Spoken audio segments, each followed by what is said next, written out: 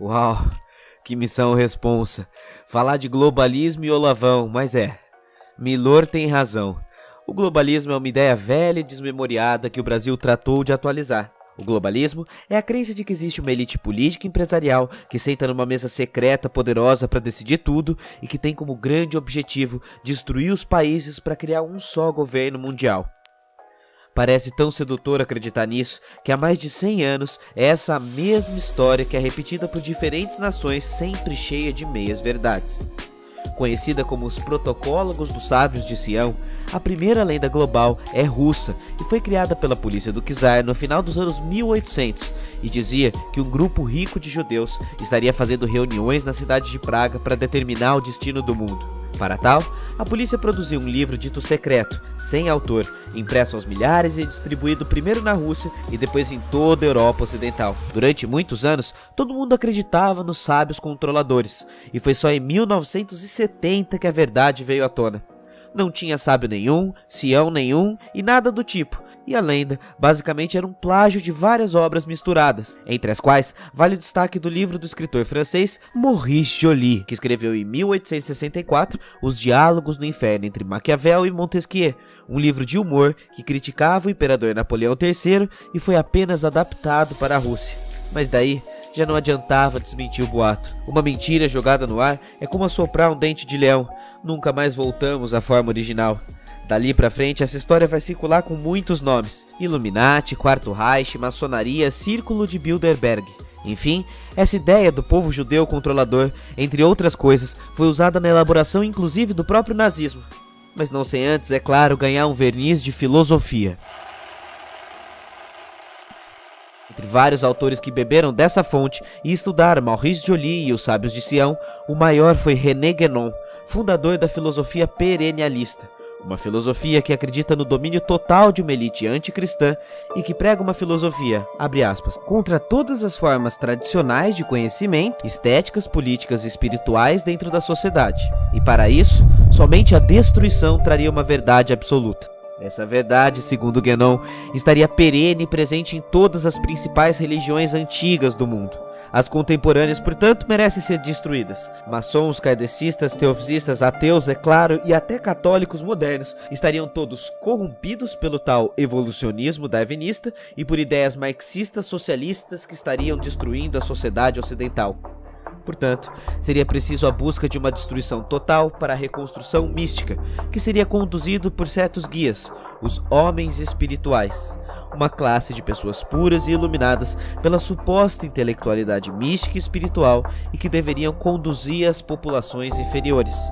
No entender desses homens espirituais, as religiões oficiais são apenas uma forma superficial de vida.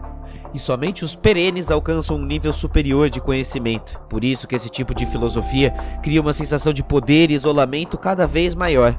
Para os perennialistas, as sociedades sempre foram divididas em castas, e por isso as grandes culturas tradicionais estariam ruindo a partir de agora, porque pessoas de castas inferiores, como servos ou mercadores, estariam assumindo o poder político, e assim as sociedades estariam fadadas ao fracasso. Você tá sentindo o cheirinho de onde essa teoria vai parar, não é? Pois bem, dos 3 autores perennialistas mais famosos, René Guénon desenvolveu uma paranoia patológica, foi internado e terminou a vida defendendo o antissemitismo, criando toda uma escola de teóricos da conspiração.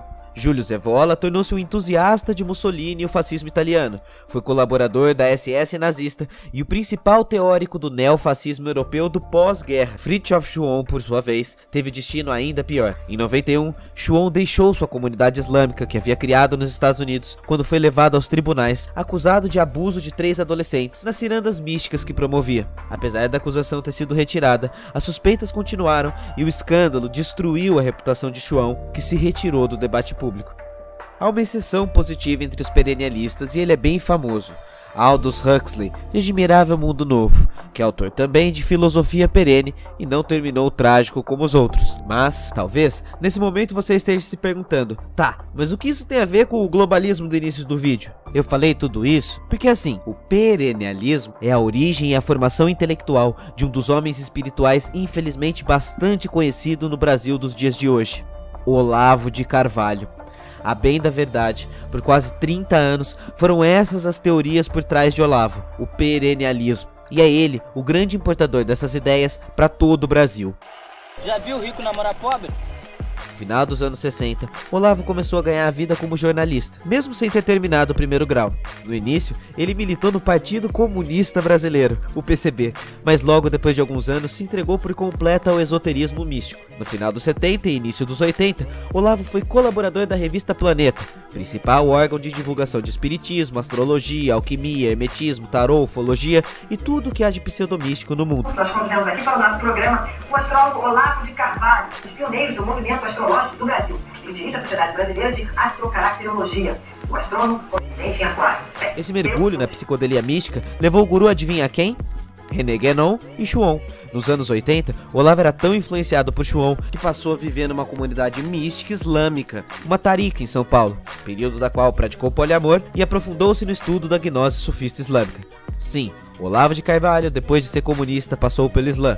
Não era muçulmano, mas foi parceiro de Chuon para aumentar a influência das taricas no meio acadêmico ocidental. Foi nesse meio que Olavo de Carvalho formou sua filosofia. Depois de um tempo, Olavo brigou com Chuon, levando a consequências judiciais à seita que participava. Por isso hoje, ele se defende e jura para os seus seguidores que a filosofia destrutiva do perennialismo já não guia mais as suas visões de mundo. Na prática, não é bem assim. Vejamos, por exemplo, um pedaço de uma das suas obras, O Jardim das Aflições. A ascensão do Império Mundial é, como vimos, uma ameaça tenebrosa. O que está em jogo no mundo não é um mero conflito entre ideologias, mas sim a possibilidade da sobrevivência espiritual da humanidade num mundo onde todas as opções ideológicas antagônicas se uniram num pacto entre inimigos para varrer da face da terra o legado das antigas religiões.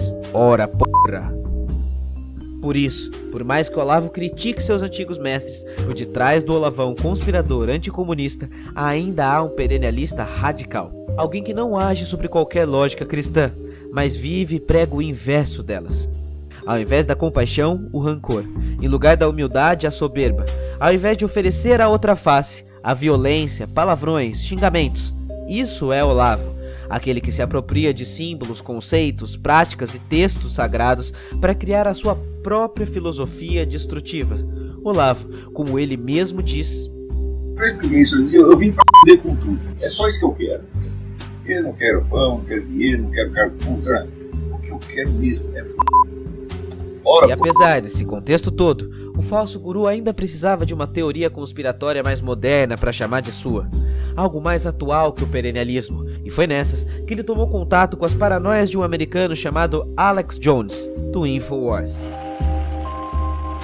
Alex Jones ficou rico disseminando teorias da conspiração nos Estados Unidos. Jones é um dos principais propagadores das ideias de marxismo cultural, ideologia de gênero e antiglobalismo. E é dessa fonte que Olavão importa tudo pra cá. Essas teorias da ofensiva globalista para destruir a cultura ocidental cristã patriarcal têm alvos específicos e culpa a diversidade como mal destruidor da sociedade. Feminismo, politicamente correto, gays, liberdade sexual, imigrantes, enfim. Todo mundo menos eles, os homens espirituais, lembra?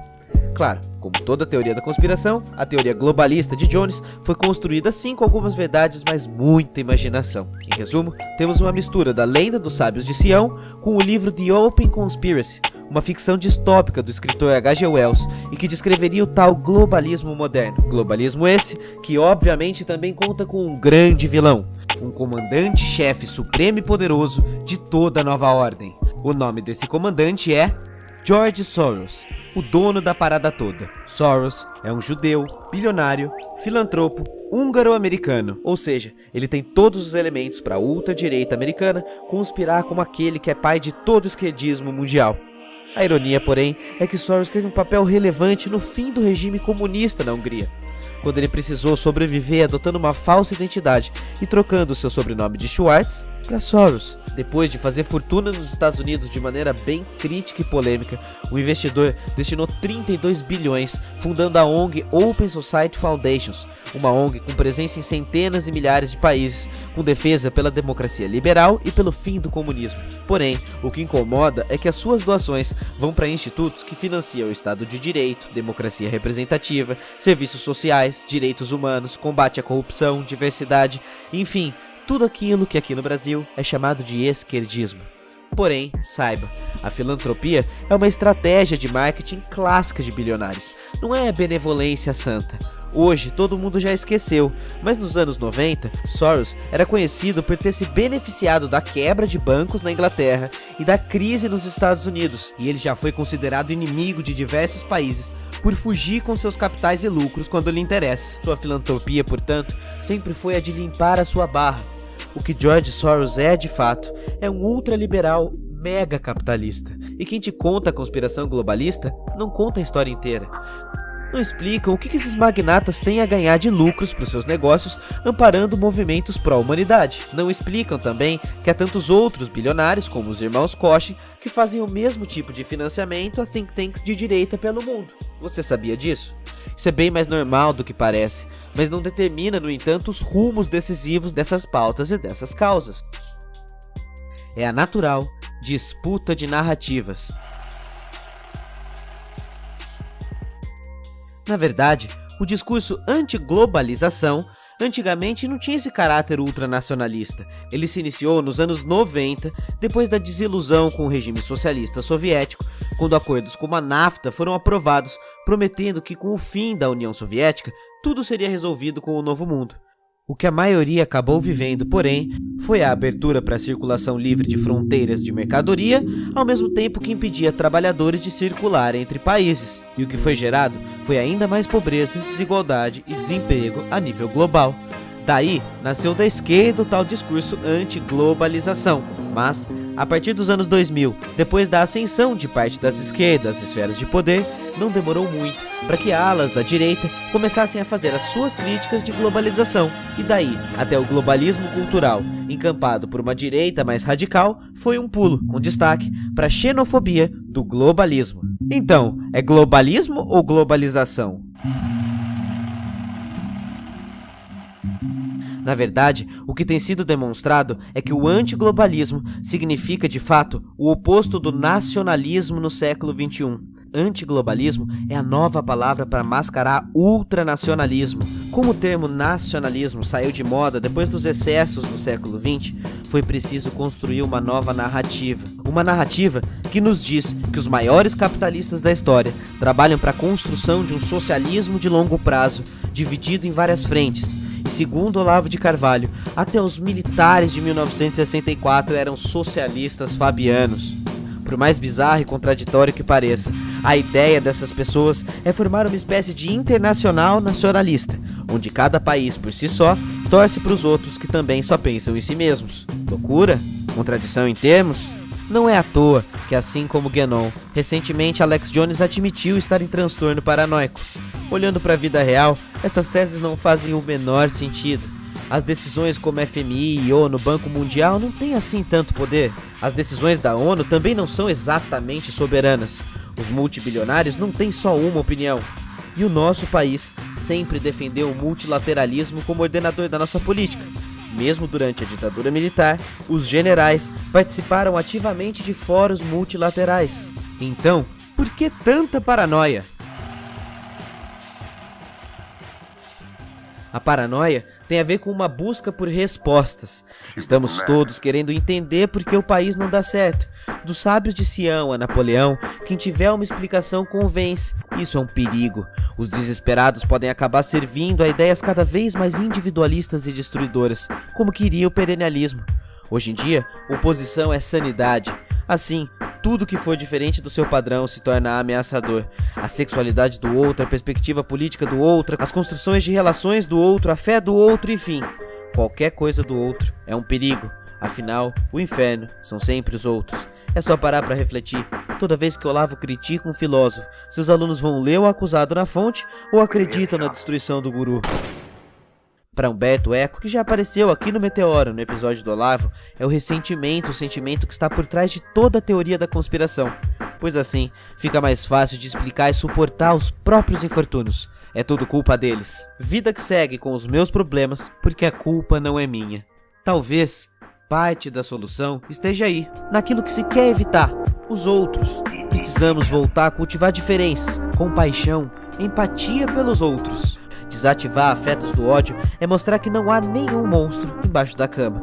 Quanto mais as pessoas se encaminharem para esse tipo de individualismo, mais sentido de mundo a gente vai perder. E é essa a maldade das teorias da conspiração. Quanto mais as pessoas denunciam a loucura, mais isso fortalece as convicções de quem acredita nelas e que elas são reais. E infelizmente, ainda vai ter muita gente sendo contra e xingando quem ousar ser contra. Buscar um inimigo poderoso e invisível é o maior poder da conspiração. Olha, nada contra quem gosta de perder tempo com tais especulações.